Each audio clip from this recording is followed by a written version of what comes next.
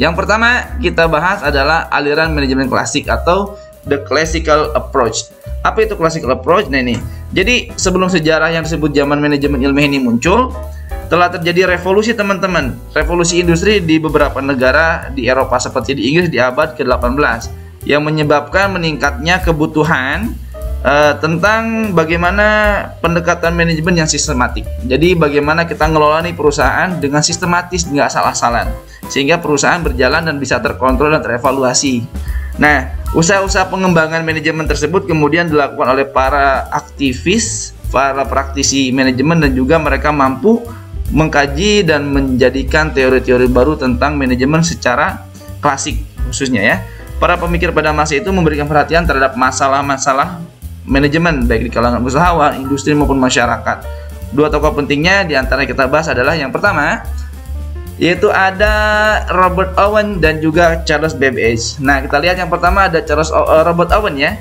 Jadi Robert Owen ini teman-teman uniknya adalah pada awal mula 1800-an Robert Owen ini adalah seorang manajer di beberapa pabrik pemintalan kapas di New Lanark, Skotlandia. Jadi dia manajer juga ya. Jadi manajer yang juga sebagai ilmuwan nih. Jadi ilmuwan tuh nggak cuma di laboratorium seperti atau juga di bengkel kalau di bidang teknik. Kalau di bidang sosial humaniora seperti di manajemen, maka dia punya perusahaan dikelola kemudian diteliti. Nah di sini ia menekankan pentingnya unsur manusia dalam produksi. Jadi si Robert Owen ini punya pemikiran bahwa melalui perbaikan kondisi karyawan maka akan mampu menaikkan produksi dan keuntungan laba, dan investasi yang paling menguntungkan adalah para karyawan atau vital mass. Jadi kata dia sebenarnya investasi yang paling mahal dari sebuah perusahaan adalah sumber daya manusia, kurang lebih begitu ya.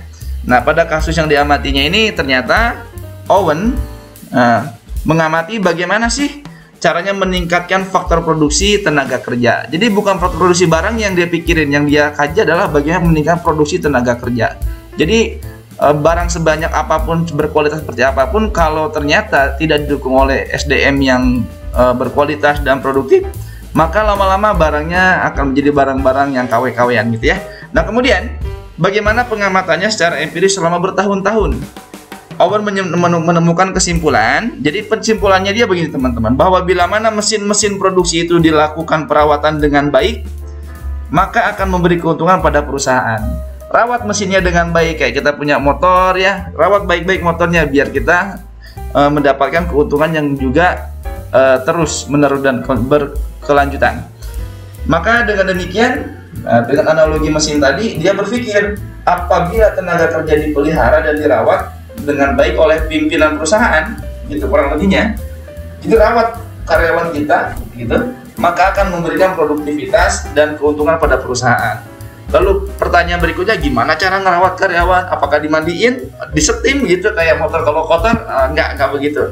Dia mengatakan dirawat dan dipelihara di sini maksudnya adalah tenaga kerja diberikan perhatian yang baik seperti kompensasi, insentif kerja, kesehatan, tunjangan cuti dan lain sebagainya.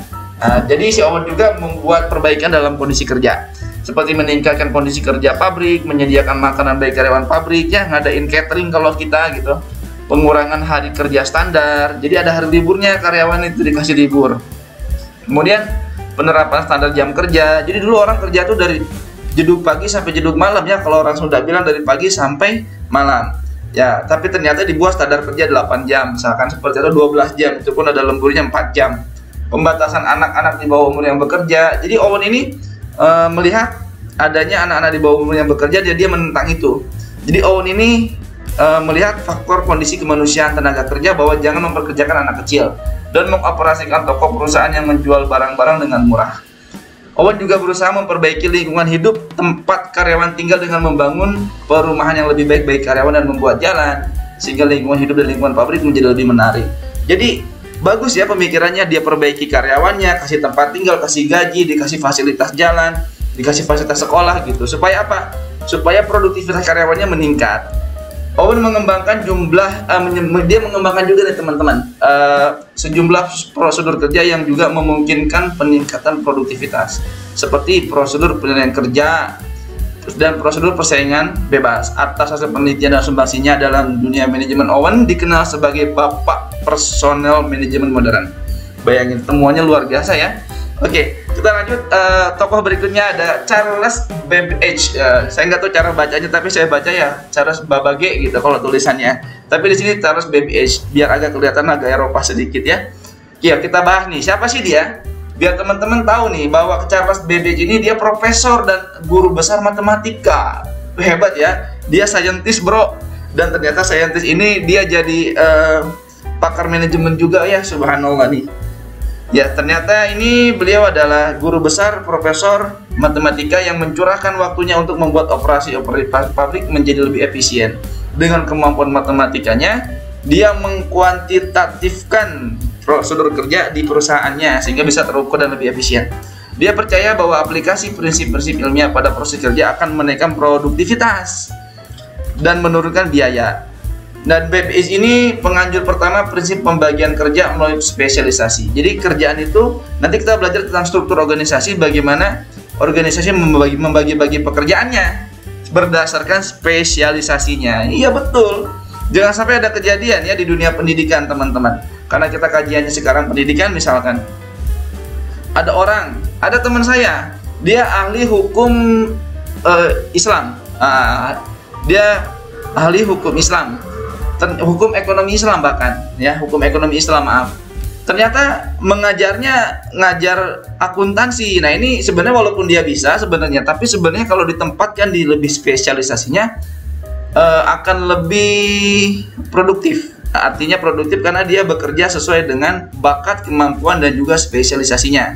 Nah, kemudian setiap tenaga kerja ini, kata Babbage ini, setiap tenaga kerja harus diberi latihan keterampilan yang sesuai dengan keterampilan tertentu sehingga pekerjaan dibuat rutin dan lebih mudah dapat dikendalikan dengan alat kalkulator. Nah, saya nggak ngerti nih apa yang dimaksud dengan alat kalkulator. Mungkin alat penghitung kinerja ya, kurang lebih begitu. Pemikirannya adalah, pemikiran Babbage yang utama nih, spesialisasi kerja akan menciptakan efisiensi kerja. Jadi di sini dia berpikir ya, kalau kamu sebagai helper tugasnya fokus di situ. Nanti kalau dia memang mekanik, kerjakan mekanik, latih di mekanik, perdalam mekanik gitu, kurang lebih begitu ya. Jadi spesialisasi akan menciptakan efisiensi kerja. Kebayangkan teman-teman kalau di bidang kedokteran ya, dokter bedah saja ada dokter bedah jantung, ada dokter bedah saraf, ada dokter bedah tulang. Kebayang kalau ternyata dokter bedah ngegarap semuanya dan tidak spesialisasi. Kalau kata Bruce Lee bilang apa? Saya lebih terkesima, kalau Bruce Lee bilang saya lebih terkesima dengan orang yang belajar tinju, belajar satu pukulan tapi selama bertahun-tahun, daripada belajar banyak jurus tapi tidak tuntas. Nah, kurang lebih begitu. Karena kenapa? Seperti Mike Tyson ya, belajar tinju bertahun-tahun, sekali tonjok orang nyampe tuh ke pintu akhirat. Begitu. Namun tenaga spesialisasi dalam rumah industri akan menjadi lebih baik jika diimbangi dengan bantuan alat-alat canggih, semisal kalkulator atau program komputer. Nah, jadi dulu kalkulator namanya, belum dikenal komputer ya di tahun itu 1791 sampai 1871. Jadi kalau sekarang ada komputer yang bisa menghitung kinerja kita. Apa kinerjanya? Dihitung dari angka kreditnya. Mana nih ikut seminar, mana ikut seminarnya. Dia bikin karya tulis ilmiah, mana bukti karya tulis ilmiah, dihitung. Berapa nilai kredit poinnya nanti kemudian diakumulasi, dan berapa akumulasi dari angka kredit dan berapa dia bisa menaikkan peringkatnya atau jabatannya atau tidak gitu. Dan si Babbage ini tertarik pada prinsip efisiensi dalam pembagian tugas dan perkembangan prinsip-prinsip ilmiah, pemakaian fasilitas, bahan, penentuan seorang manajer dan tenaga kerja untuk mendapatkan hasil yang sebaik-baiknya. Jadi efisiensi organisasi ditentukan oleh spesialisasi pekerjaan daripada pekerjanya. Dan ia juga menganjurkan kerjasama yang saling menguntungkan antara kepentingan karyawan dan pemilik pabrik. Jadi saling menguntungkan nih. Sekarang kalau kita lihat masalah UMK UMR ya, upah tenaga kerja sepintas, apakah menguntungkan pabrik saja, merugikan pekerja, atau sebaliknya menguntungkan pekerja atau merugikan pabrik? Yang bagus ya tadi ya, manajemen yang bagus itu menguntungkan dua-duanya. Pabriknya untung, perusahaannya untung, tenaga kerjanya juga untung gitu. Dan juga di sini Dan penting bagi perusahaan atau manajer merencanakan skema pembagian keuntungan. Jadi pembagian keuntungannya jelas, atau skema penghitungan gajinya jelas, berapa uang lemburnya gitu loh, berapa insentifnya, berapa bonus akhir tahunnya, berapa kalau kita tuh THR atau THN. Dulu saya kerja di pabrik pernah ya, di pabrik di Bandung ada tunjangan hari raya, ada tunjangan hari Natal. Nah, seperti itu. Dan juga pekerja selayaknya menerima pembayaran tetap atas dasar sifat pekerjaan mereka, ditambah pembagian keuntungan dan bonus untuk setiap saran yang mereka berikan dalam peningkatan produktivitas. Nah, si Bebej ini ternyata kalau kita lihat, dia menerima kritikan sebagai saran, dan kalau kritikan sarannya itu bagus dan memajukan perusahaan, si orang yang ngasih kritik itu punya pemikiran kritis, dikasih bonus, teman-teman. Nah, ini yang berbeda dengan beberapa kasus perusahaan. Kalau ada yang kritis kemudian mengajukan saran supaya perusahaannya maju, dianggap dia mengkritisi pribadi personal, padahal nggak, dia sedang mengkritisi kebijakan perusahaan supaya perusahaannya maju. Supaya majunya bagaimana? Menguntungkan karyawan, juga menguntungkan pemilik perusahaan atau manajemen.